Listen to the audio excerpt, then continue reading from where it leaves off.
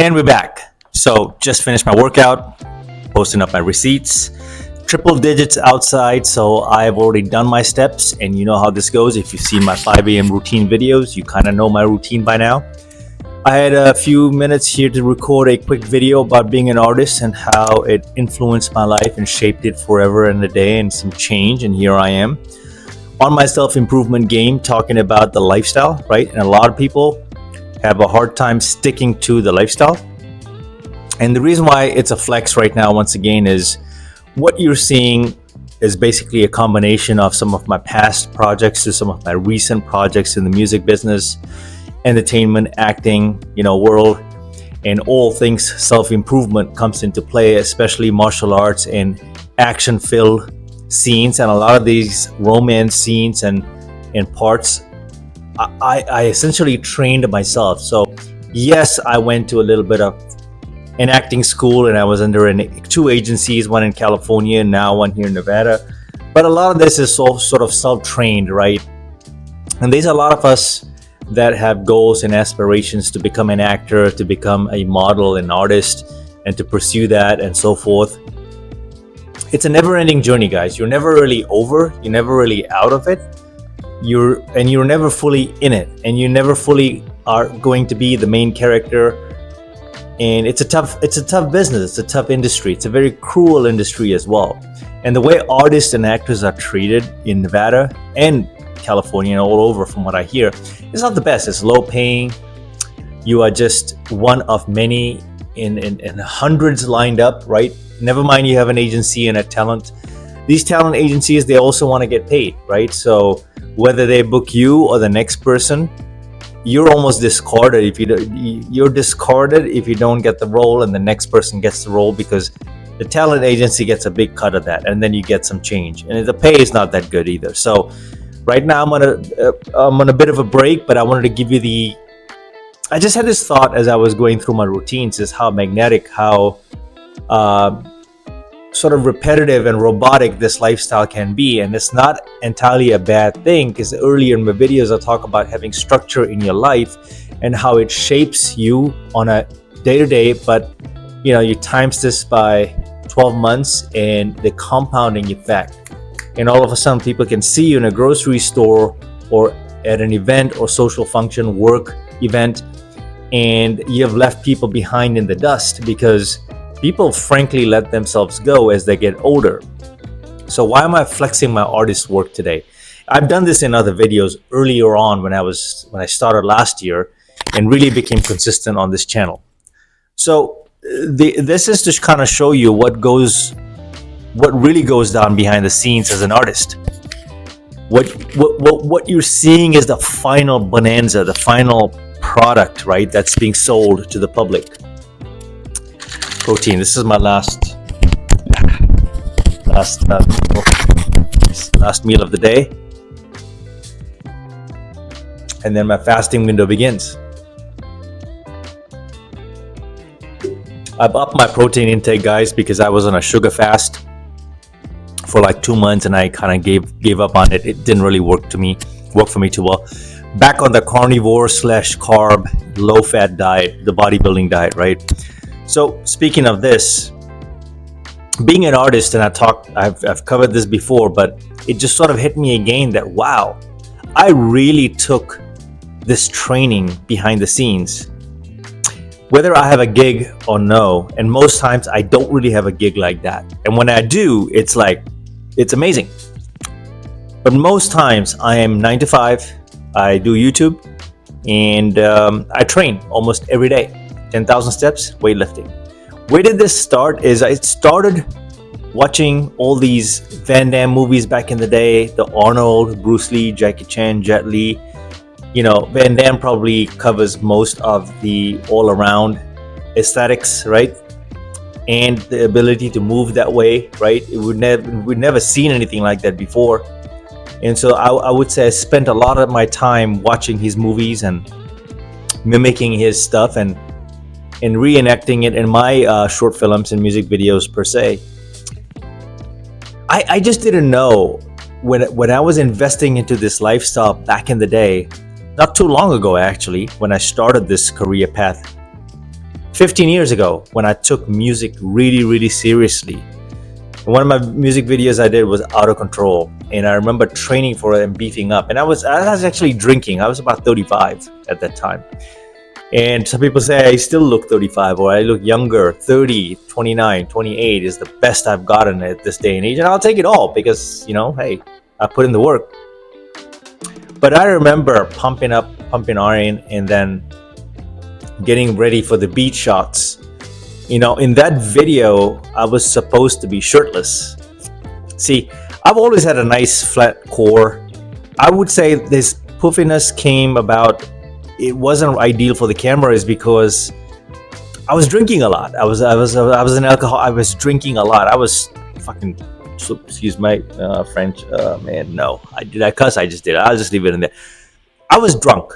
Okay, the hotel scenes, I was drunk. Like, meaning I was buzzing. And you have a good-looking girl with you like that on set, there's gonna be some chemistry, right? And so it's kind of a fast life in that sense. So I never was really ripped.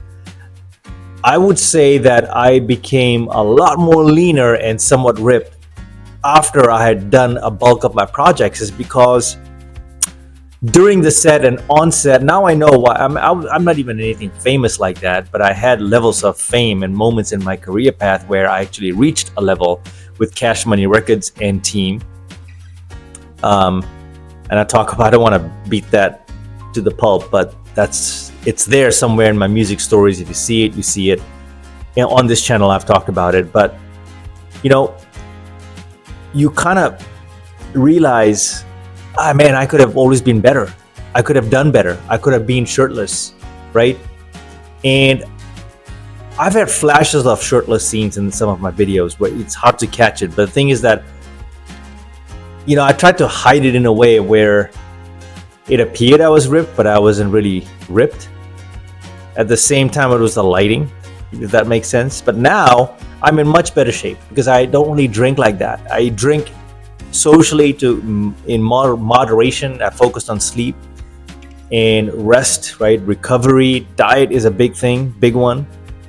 And what started off as dedication to the craft as an artist almost became an afterthought as it became a lifestyle and a habit.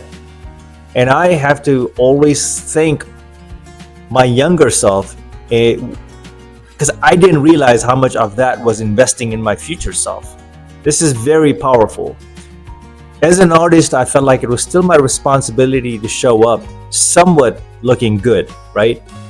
I could have always been better. I could have always been more in shape. And I can see it in the videos. You look at me now and you look at the YouTube videos on my artist channel, I actually look puffier. I've actually lost a lot of weight, a lot of the water weight I've lost over time. And as you get older, these things don't really, it's hard to shed all this as you get older. I've gone reverse. I've been able to accomplish all of this because I do this every single day, guys.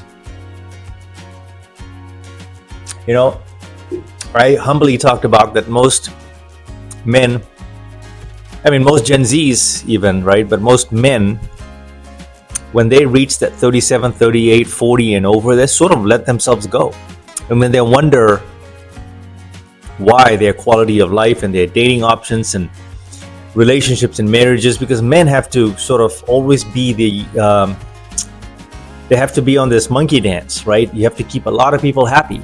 I don't care what people say, but my perspective is that from my roots in Gen X, how I've seen the man to be is that we are the providers, the protectors, the entertainers, the actors, really, right? We're always spinning on a hamster wheel, right? Which means that we have to really take care of ourselves mentally, emotionally, physically, right? To be in one piece, to be able to function. What's going to get you from point A to point B is your body, your mind, how your mind and body, spirit connect and propel you forward.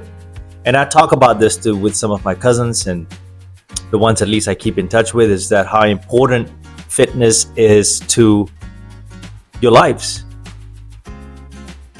And here I am, day in, day out. I'm getting I'm getting stopped at grocery stores. I'm getting compliments during my meetings, client meetings, and people asking me about my diet. They don't know the age part. It, when I mention the age, it's almost like I've insulted them. They're shocked out of their mind that this guy is actually 50 years old. It causes me more stress when people come to my face and say, "You're 50? Wow, you're 50? Wow." I don't want that kind of attention. I mean, it is what it is. If people are going to find this information, it's free. I accept that. I never ran away from it. The thing is that I get carded more times now than ever before, and people are always guessing me at that age, like 30, 31, 32. I've had some people recently, I think it's usually girls that will guess me at 28, 29. And if you look at some of Gen Zs versus millennials and Gen X, and if you're a man, if you're taking care of yourself, you'll realize we have actually aged. Gen X, we have aged better.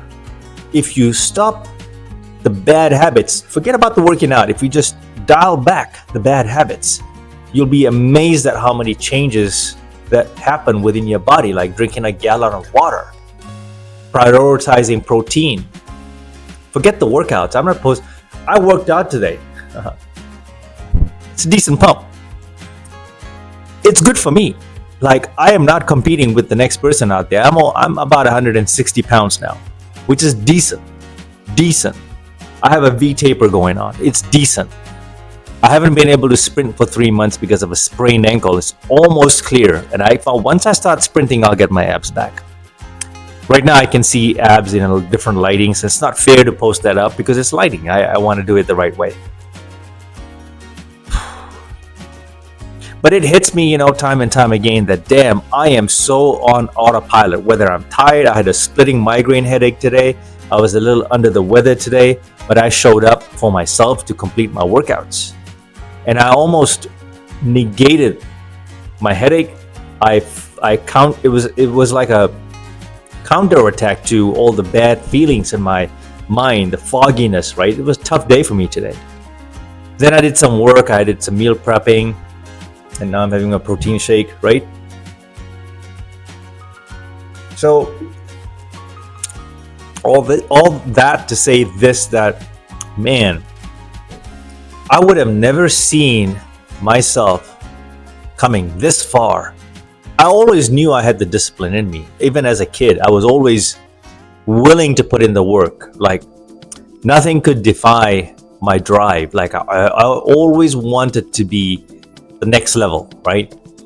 But if you are consistent enough in your life, and you don't have to be like this guy, right, or Michael Jordan, but if you follow that mentality, if you have that mentality to show up over and over and over and over again every single day, you may just become the best player in the world, in your radius, in your group. You may just hit that game winner one day, and all of a sudden it's going to look like you just did it overnight. You may go from 0 to 1 million overnight, and it's just people are going to think that this was an overnight success, right? It could happen. You could win multiple championships as a result of showing up every single day, because it's easy to win today, guys. I am using my artist, acting, entertainment life, martial arts, soccer, all of that to bring this forward and say there's a lot of gifts in what I have invested in since a child, teenager, to my adult, to my way adult years, as a millennial, Gen Xer now, right? And these sports have come back to pay dividends.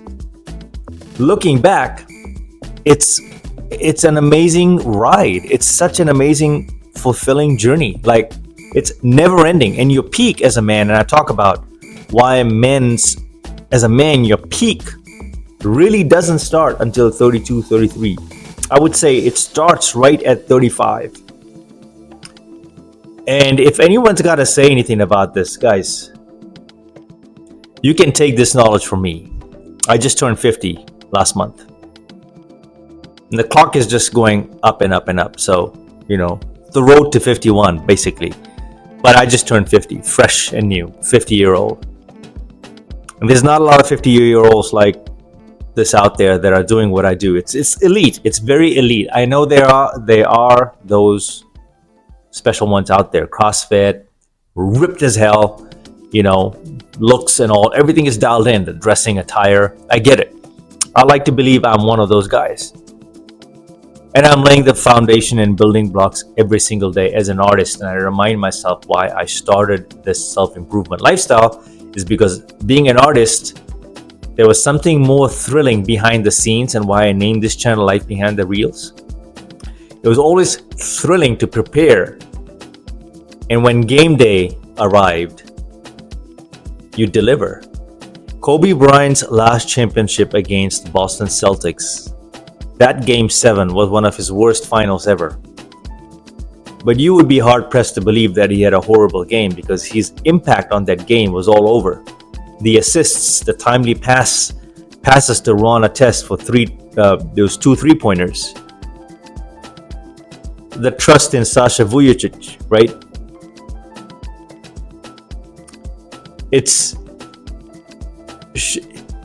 Guys, I'm going to end this video by saying showing up for yourself is your responsibility, and only you can keep yourself happier.